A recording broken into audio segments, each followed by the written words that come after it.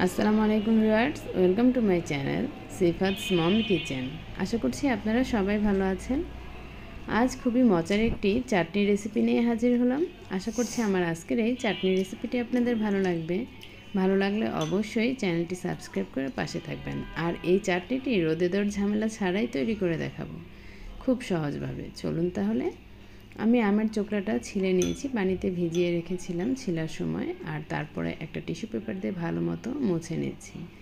এতে এর মধ্যে যে পানিটা থাকবে সেটা চলে যাবে। এই তো সবগুলো আমি টিস্যু পেপার দিয়ে মুছে নেওয়ার পরে এটাকে স্লাইস করে কেটে নেব। আমার বাচ্চাদের আমের আঁটি খেতে অনেক ভালো লাগে, তাই এভাবেই আমি চাটনিটা তৈরি করব।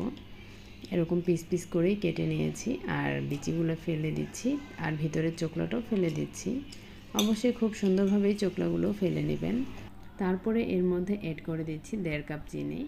চিনিটা আপনারা আপনাদের পছন্দ মতো নেবেন। এখানে আমি 1 কেজি আম নিয়েছি, তার মধ্যে 1.5 কাপ চিনি দিয়েছি।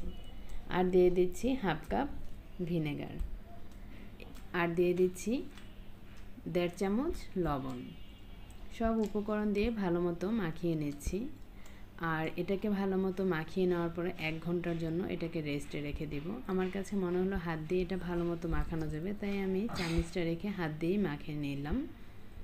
এই তো এখন এটাকে রেস্টে রেখে দিব আমি 1 ঘন্টার মতো। 1 ঘন্টার বেশি হলেও সমস্যা নেই, আমি 1 ঘন্টায় রেস্টে রেখে দিচ্ছি। 1 ঘন্টা পরে আমি ফিরে আসব। যাই হোক, এখন এই চাটনিটা তৈরি করতে আমার যে মশলাগুলো লাগবে, এখানে আমি 4টা শুকনো মরিচ হালকা একটু টেলে নিয়েছি। এর মধ্যে 1/2 চামচ পাঁচফোড়ন, 1/2 চামচ মিষ্টি জিরা, 1/2 চামচ ধনিয়া, 1/2 চামচ জিরা, আর দিয়ে দেব 1/2 চামচ মেথি। এই সবগুলো উপকরণ দিয়ে ভালো মতো টেলে নিব।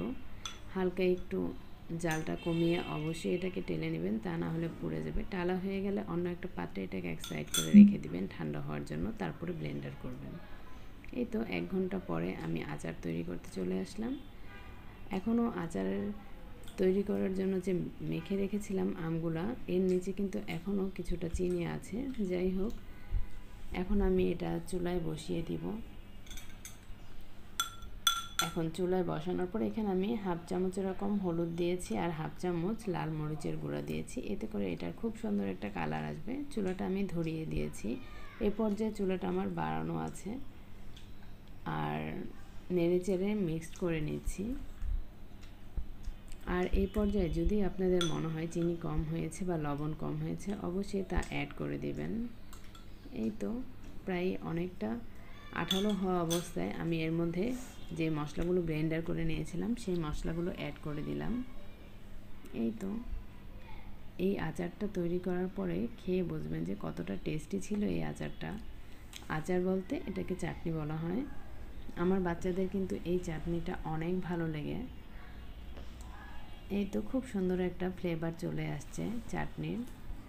আশা করছি আপনাদের আমার আজকের এই চাটনিটি ভালো লাগবে। ভালো লাগলে অবশ্যই চ্যানেলটি সাবস্ক্রাইব করে পাশে থাকবেন, আর পাশে থাকা বেল বাটনটি ক্লিক করে নেবেন। আর একবার হলো এই চাটনিটি বাসায় তৈরি করে নেবেন। যখন দেখবেন খুব সুন্দর একটা ফ্লেভার আসছে, সে পর্যায়ে কিন্তু চাটনিটা নামিয়ে নেবেন। এই তো আজকের মতো বিদায় নিচ্ছি। ভালো থাকবেন, সুস্থ থাকবেন। আল্লাহ হাফেজ। অনেক টেস্টি ছিল।